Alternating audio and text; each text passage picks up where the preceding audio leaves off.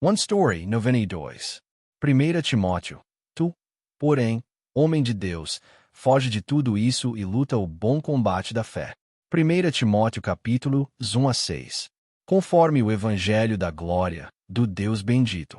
Paulo adverte Timóteo, como pastor, a ser cuidadoso e vigilante em vários assuntos. Ele o exorta a ordenar que alguns não ensinem doutrinas falsas, nem se apeguem a fábulas e genealogias sem fim. Essas coisas apenas provocam discussões, em vez de promoverem a obra de Deus, que é pela fé. Paulo lembra Timóteo de que o alvo da instrução é o amor, que procede de um coração puro, de uma boa consciência e de uma fé sincera. Mas alguns se desviaram disso, entregando-se a discursos inúteis. Querem ser mestres da lei, mas não entendem nem o que dizem, nem o que afirmam com tanta confiança. Paulo sabia disso por experiência própria. Antes de encontrar Cristo, tinha grande zelo pela lei, e se considerava um especialista nela. Mas era uma lei sem Jesus. Por isso ele chama tais pessoas de mestres de doutrina falsa. Apegados a fábulas e genealogias. Promotores de controvérsias, que não compreendem o que falam. Paulo, que antes se considerava mestre da lei, agora compreende plenamente a palavra de Deus por meio de Jesus Cristo. Ele declara: sabemos que a lei é boa, se alguém a usa de forma legítima. Sabemos também que ela não foi feita para o justo, mas para transgressores e rebeldes, ímpios e pecadores. Para os profanos e irreverentes, para os que matam pai e mãe, para homicidas, para os sexualmente imorais, para os que praticam a homossexualidade, para traficantes de escravos, mentirosos e perjuros, e para tudo o que se opõe à sã doutrina.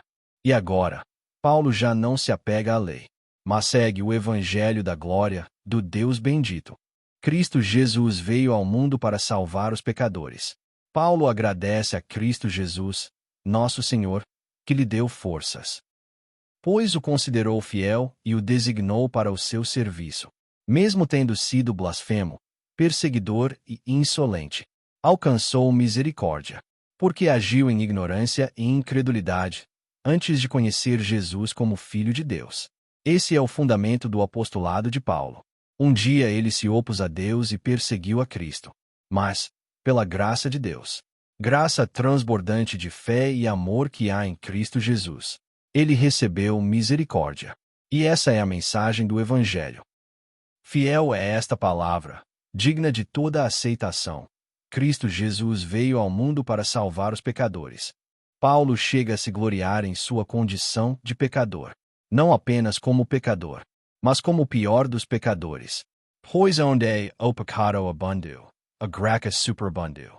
Paulo agradece porque o seu pecado foi exposto. Melhor ser achado pecador que precisa de Cristo e recebe misericórdia, do que viver em justiça própria sem Ele. Ele acrescenta: mas por isso alcancei misericórdia, para que em mim, o pior dos pecadores, Cristo Jesus demonstrasse toda a sua paciência, como exemplo para os que haveriam de crer nele para a vida eterna. Paulo sabe por que recebeu graça. Não era para terminar nele, mas para transbordar através dele aos outros. E assim, dá toda glória e honra a Deus, ao Rei eterno, imortal, invisível, ao único Deus. Sejam honra e glória para todos sempre. Amém. Lute o bom combate, mantendo a fé e a boa consciência.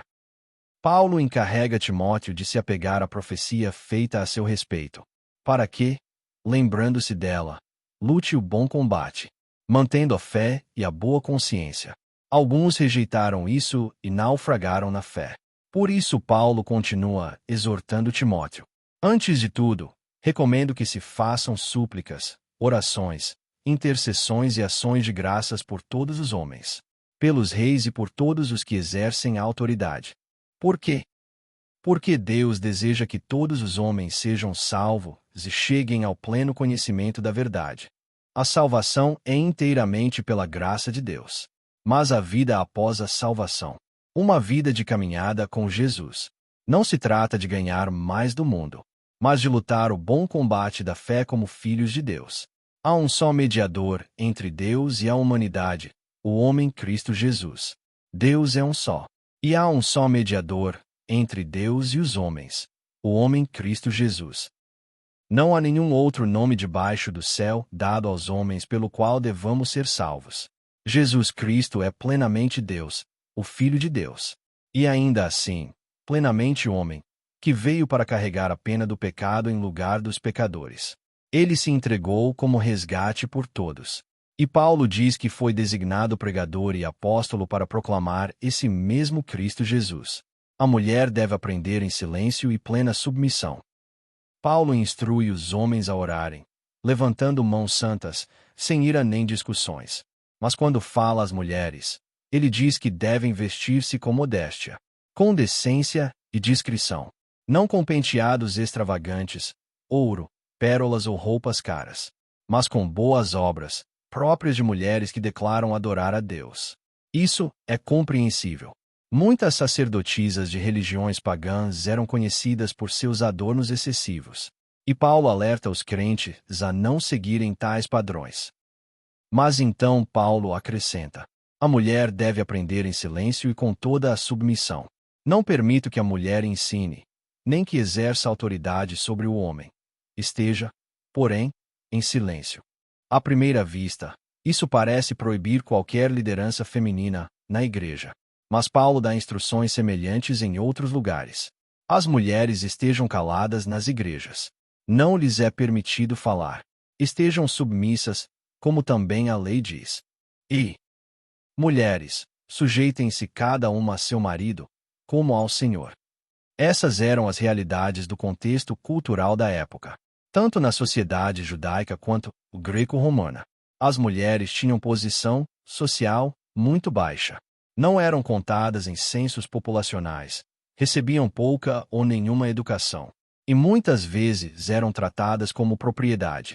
A poligamia era legalmente aceita em alguns casos, mas quando a igreja primitiva foi formada, ocorreu uma mudança radical. A igreja se tornou uma comunidade onde ninguém dizia que seus bens eram apenas seus. As pessoas se reuniam não por causa da origem ou educação, mas no nome de Jesus Cristo, pelo Espírito Santo. E as qualidades que muitas mulheres possuíam se alinhavam com o fruto do Espírito. Elas passaram a ter papel mais ativo. E até hoje, a maioria nas igrejas são mulheres. No entanto, com a rápida mudança vieram também desafios. As palavras de Paulo aqui não falam de inferioridade, mas de correção diante da desordem. Algumas mulheres estavam falando ou agindo de forma perturbadora. Por isso, Paulo diz: aprendam em silêncio, em plena submissão. Essas instruções eram dirigidas às que causavam problemas, não necessariamente a todas as mulheres.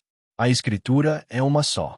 São muitos escritores, mas um só autor, o Espírito Santo. Paulo não rebaixa as mulheres. Ao contrário, ele escreve: não há judeu nem grego, escravo nem livre, homem nem mulher. Pois todos vocês são um em Cristo Jesus. Quem deseja ser bispo deseja uma boa obra. Paulo segue descrevendo qualificações para líderes da igreja, com uma perspectiva pastoral. Eis uma palavra fiel. Se alguém aspira ao episcopado, deseja uma nobre função. É necessário, pois, que o bispo seja irrepreensível, marido de uma só mulher, temperante, sensato, respeitável, hospitaleiro, apto para ensinar. Não deve ser dado ao vinho, nem violento, mas sim gentil. Não briguento, nem amante do dinheiro. Deve governar bem a própria casa, mantendo os filhos em submissão, com todo respeito. Pois, se alguém não sabe governar a própria família, como cuidará da igreja de Deus? Ele não pode ser recém-convertido, para não se ensoberbecer e cair na condenação do diabo. Deve também ter bom testemunho dos de fora. Quanto aos diáconos, Paulo escreve: da mesma forma, os diáconos devem ser dignos de respeito, de palavra sincera, não inclinados a muito vinho, não cobiçosos de lucros desonestos.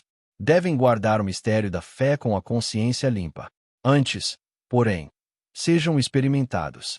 E se forem irrepreensíveis, exerçam o diaconato. E sobre as mulheres, ele acrescenta: da mesma forma, as mulheres sejam dignas de respeito, não caluniadoras, mas sóbrias e fiéis em tudo. Os diáconos devem ser maridos de uma só mulher, governando bem os filhos e a própria casa. Aqueles que servirem bem alcançarão uma excelente posição.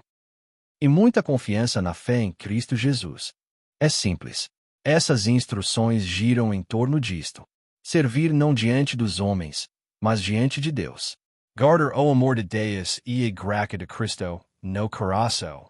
E, pela plenitude do Espírito, servir as pessoas como quem serve ao Senhor. Esta casa é a igreja do Deus vivo, coluna e fundamento da verdade. Embora Paulo esperasse visitar Timóteo em Éfeso em breve, não sabia ao certo quando poderia. Por isso escreveu esta carta, para instruí-lo sobre como se deve proceder na casa de Deus, que é a igreja do Deus vivo, coluna e fundamento da verdade. A pedra angular dessa igreja é o próprio Cristo Jesus. Paulo declara: sem dúvida, grande é o mistério da piedade. Ele se manifestou em carne. Foi justificado no Espírito, visto pelos anjos, pregado entre as nações, crido no mundo, e recebido acima, na glória. É santificado pela palavra de Deus e pela oração. Paulo diz a Timóteo que o Espírito afirma claramente que nos últimos tempos alguns abandonarão a fé, seguindo espíritos enganadores e doutrinas de demônios. Alguns podiam até pensar que criam, mas não tinham a verdadeira fé salvadora. E aqueles que pertencem a Deus não podem cair de forma definitiva. Os que abandonam a fé o fazem porque têm a consciência cauterizada. São hipócritas mentirosos, presos ao legalismo. Paulo responde afirmando que tudo o que Deus criou é bom, e nada deve ser rejeitado se for recebido com ações de graças, pois é santificado pela palavra de Deus e pela oração. Jesus disse: conhecereis a verdade, e a verdade vos libertará. Essa liberdade está em Cristo. Mas isso não significa descartar a lei. Não estamos mais debaixo da lei, mas agora andamos lado a lado com ela. Por isso Paulo escreve: rejeite as fábulas profanas e os contos de velhas.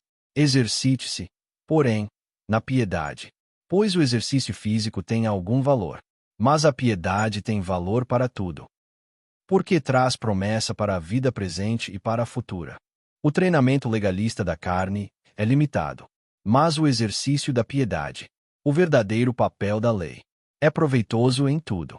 Por isso Paulo conclui: é por isso que trabalhamos e lutamos, porque temos colocado a nossa esperança no Deus vivo, o Salvador de todos os homens, especialmente dos que creem. Ordene e ensine estas coisas, que o teu progresso seja evidente a todos. Paulo continua a encorajar Timóteo, seu amado filho na fé, dizendo: que ninguém o despreze por você ser jovem, mas seja um exemplo para os fiéis na palavra, na conduta, no amor, na fé e na pureza. Até que eu vá, dedique-se à leitura pública das Escrituras, à exortação e ao ensino. Não descuide do dom que há em você, o qual lhe foi dado mediante profecia, com a imposição das mãos do presbitério. Seja diligente nessas coisas, dedique-se inteiramente a elas, para que o seu progresso seja manifesto a todos. Atente bem para a sua própria vida e para a doutrina. Persevere nessas coisas, pois, agindo assim, você salvará tanto a si mesmo como aos que o ouvem.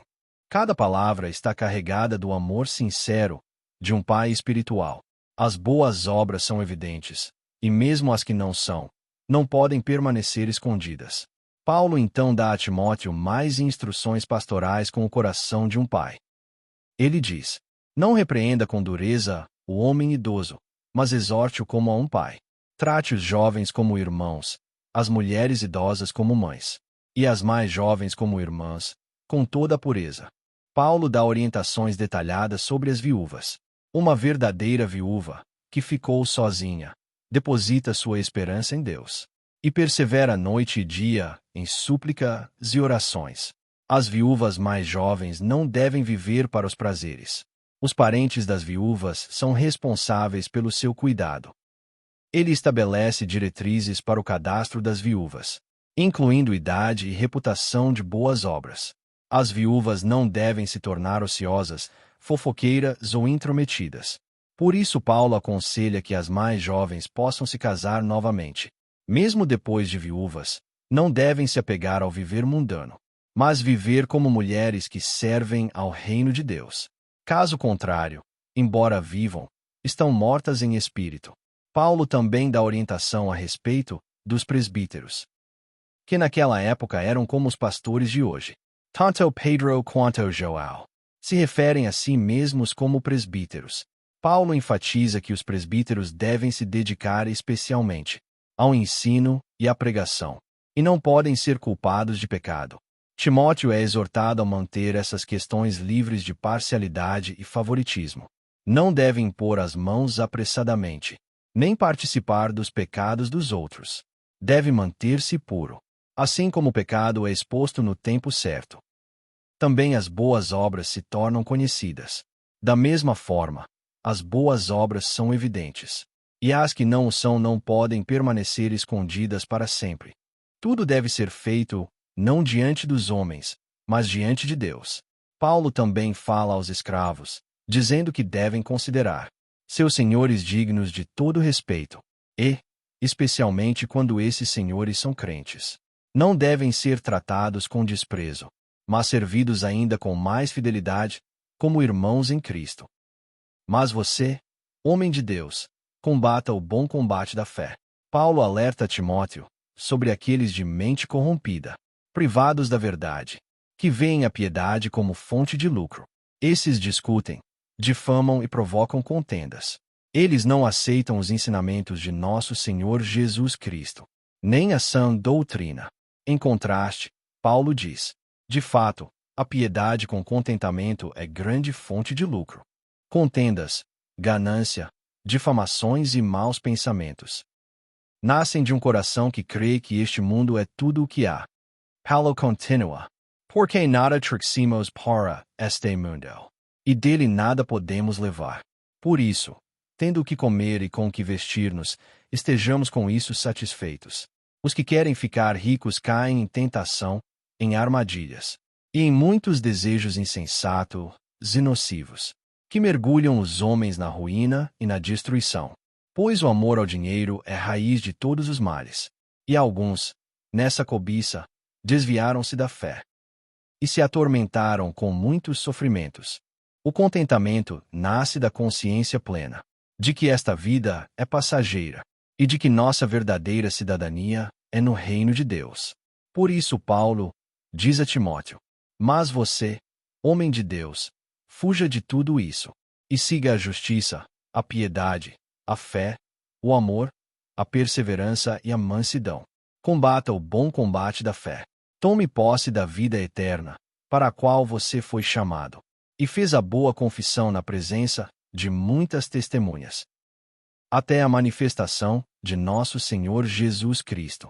Paulo agora dá sua exortação final a Timóteo: guarde este mandamento imaculado e irrepreensível, até a manifestação de nosso Senhor Jesus Cristo. Por quê? Porque Deus, o bendito e único soberano, o Rei dos reis e Senhor dos senhores, o único que é imortal e habita em luz inacessível, a quem ninguém viu nem pode ver, é digno. Depois, Paulo instrui os ricos deste mundo. Ordene-lhes que não sejam arrogantes, nem ponham a esperança na incerteza da riqueza, mas em Deus, que de tudo nos provê ricamente para nossa satisfação.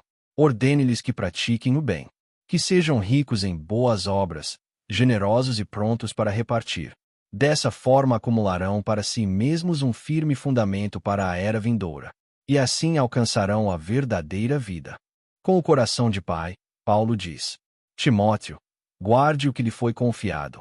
Afaste-se das conversas vãs e profanas, e das contradições do que falsamente se chama conhecimento. Porque alguns, professando tal conhecimento, se desviaram da fé. Somente pela graça de Deus podemos permanecer firmes. Paulo, antes o maior dos pecadores, tornou-se servo de Jesus Cristo, Ele considerou todo o seu antigo orgulho como perda, e viveu como alguém pertencente somente a Cristo, pela causa do Evangelho. Por quê? Porque Jesus Cristo havia se tornado o seu Senhor. Essa história. A história de Jesus Cristo, o Senhor de Paulo. A história do Rei dos Reis que veio a este mundo como servo. E a história daqueles que agora o chamam de Senhor. Continua.